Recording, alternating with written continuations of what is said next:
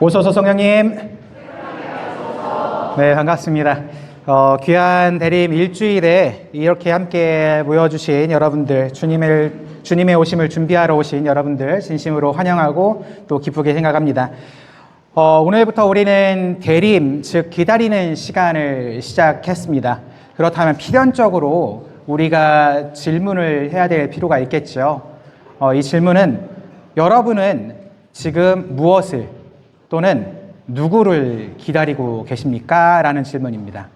아마 어떤 분들은 아들, 딸들의 취직 소식을 기다릴 수도 있겠고요. 또 어떤 분들은 얼마 전에 병원에 가서 검사를 받았는데 결과가 좋게 나오기를 바라시는 분도 계실 겁니다. 또는 대출금 만기일이나 또 원그릇에 살고 있는 자녀들이 집에 방문한다고 하는데 그 자녀들을 어떻게 만날까라고 하면서 기다리는 분들도 분명히 계실 거라 생각이 듭니다.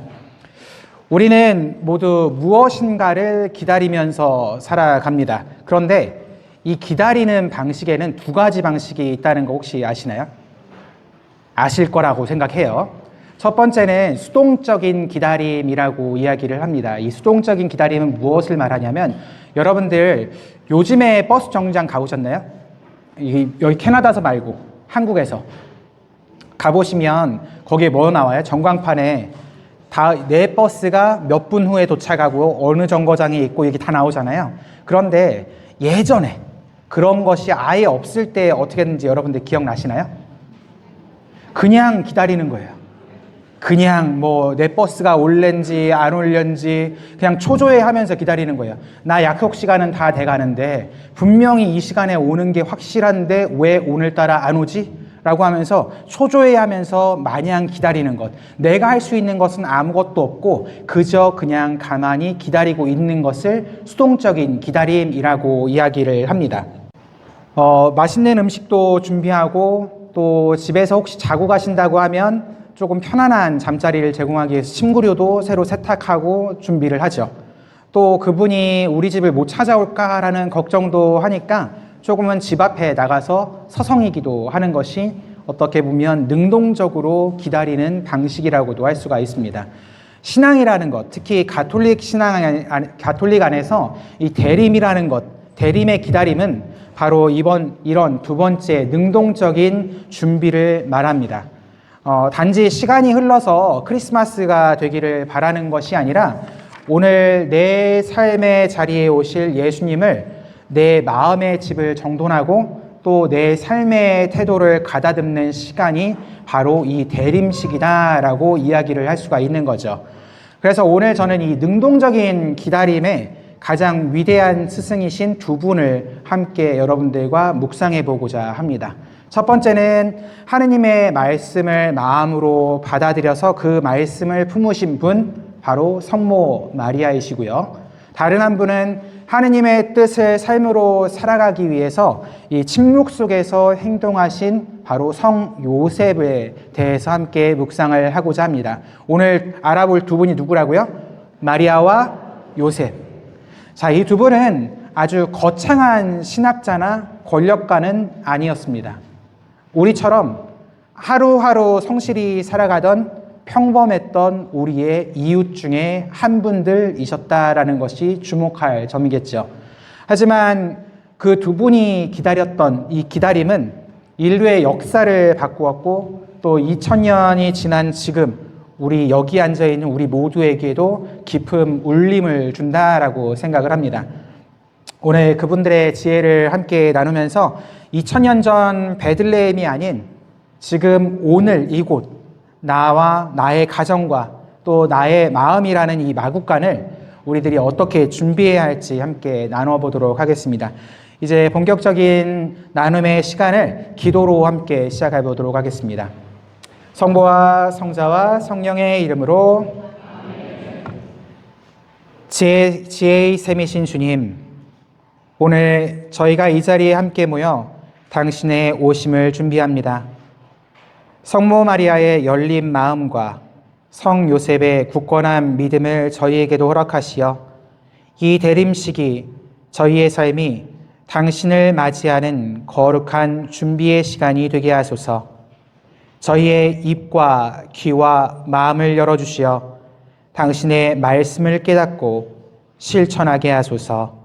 우리 주 그리스도를 통하여 비나이다. 성부와 성자와 성령의 이름으로 아멘. 자, 그러면 이제 첫 번째 분 성모님과 함께 성모님의 모습을 함께 보겠습니다. 우리는 성모 마리아를 통해서 마음의 방을 어떻게 준비해야 하는지를 배울 수가 있습니다. 루카복음 1장 26절에서 38절의 말씀을 먼저 듣고 강연을 이어나가겠습니다. 여섯째 달에 하느님께서는 가브리엘 천사를 갈릴레아 지방 나자렛이라는 고을로 보내시어 다윗 집안의 요삽이라는 사람과 약혼한 처녀를 찾아가게 하셨다. 그 처녀의 이름은 마리아였다. 천사가 마리아의 집으로 들어가 말하였다. 은총이 가득한 이여 기뻐하여라. 주님께서 너와 함께 계시다. 이 말에 마리아는 몹시 놀랐다. 그리고 이 인사말이 무슨 뜻인가 하고 곰곰이 생각하였다. 천사가 다시 마리아에게 말하였다. 두려워하지 마라, 마리아야. 너는 하느님의 총애를 받았다. 보라, 이제 내가 잉태하여 아들을 낳을 터이니 그 이름을 예수라 하여라. 그분께서는 큰 인물이 되시고 지극히 높으신 분의 아드님이라 불리실 것이다. 주 하느님께서 그분의 조상 다윗의 왕자를 그분께 주시어 그분께서 야곱 집안을 영원히 다스리시리니 그분의 나라는 끝이 없을 것이다. 마리아가 천사에게 저는 남자를 알지 못하는데 어떻게 그런 일이 있을 수 있겠습니까? 하고 말하자 천사가 마리아에게 대답하였다. 성령께서 너에게 내려오시고 지극히 높으신 분의 힘이 너를 덮을 것이다. 그러므로 태어날 아기는 거룩하신 분, 하느님의 아드님이라고 불릴 것이다. 내 친척 엘리사벳을 보아라. 그 늙은 나이에도 아들을 잉태하였다. 아이를 못 낳는 여자라 불리던 그가 임신한 지 6달이 되었다. 하느님께는 불가능한 일이 없다. 마리아가 말하였다. 보십시오.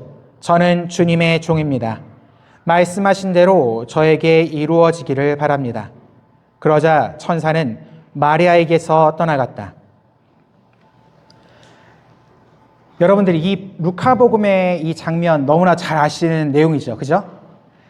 그런데 혹시 이 장면을 읽으시면서 또는 들으시면서 이런 질문 해보셨습니까? 왜 하필 마리아였을까? 또는 천사가 나자렛 마을에 있는 마리아에게 찾아갔을 때 마리아는 무엇을 하고 있었을까? 이런 질문 한번 해보신 적 있나요? 아마 잘은 안 해보셨을 것 같아요. 성경은 구체적으로 이에 대한 답을 하지는 않습니다. 그런데 우리는 굉장히 자연스럽게 유추해 볼 수가 있겠지요. 아마도 마리아는 일상을 보내면서 기도하는 중이었을 것이다 라고 우리는 유추할 수 있을 겁니다. 유대인의 경건한 처녀로서 하느님의 말씀을 묵상하고 있었던 것은 아닐까라는 생각을 해봅니다. 중요한 것은 바로 이거죠. 마리아는 하느님의 음성을 들을 수 있는 마음의 상태를 지니고 있었다라는 것입니다. 오늘날 우리를 한번 되돌아 볼까요? 여러분들 아침에 눈 딱 뜨면 뭐부터 하세요? 손이 여기 가죠. 뭐를 잡으러? 내 사랑하는 배우자를 잡으러. 내 사랑하는 배우자가 잘 숨쉬고 있나, 옆에 있나 확인하러 그걸 보는 게 아니라 내 사랑하는 스마트폰이 잘 있나 확인을 하려고 손이 갑니다. 가서 뭐를 해요? 전날 밤새 혹시라도 한국에서 나에게 보낸 메시지가 있나 카톡을 확인합니다. 그리고 날씨도 확인하고, 그리고 또 뭘 해요? 오늘 뉴스가 뭐가 있을까? 이런 것도 확인하기도 합니다. 우리는 TV 소리 또는 유튜브 소리, 또 세상 걱정 소리, 또 자녀들을 향한 잔소리 같은 우리 마음은 온갖 소리들로 가득 차 있곤 합니다. 이토록 시끄러운 마음의 방에 하느님께서 들어오실 공간이 과연 있을까 싶기도 하죠. 만약 천사 가브리엘이 오늘 여러분에게 찾아와서 기뻐하여라 라는 말을 전한다고 치죠. 그럼 여러분들은 그 소리를 들으실 수 있겠습니까? 아마 이런 얘기도 하지 않을까 싶어요. 지금 살짝 바쁜데 나중에 얘기해 주시면 안 될까요? 왜냐면 유튜브 봐야 되니까. 스마트폰 소리에 묻혀서 이 천사의 목소리조차 듣지 못할지도 모르는 것이 우리들의 마음 상태가 아닐까라는 생각도 해봅니다. 말씀을 듣는다라는 것은요, 단순히 귀로 정보를 받아들이는 것만을 이야기하는 것은 아닙니다. 그것은 내 마음의 방, 이 마음의 방에 가득 찬 나의 계획, 또 나의 고집, 또 나의 걱정이라는 이 가구들을 잠시 밖으로 내놓는 겁니다.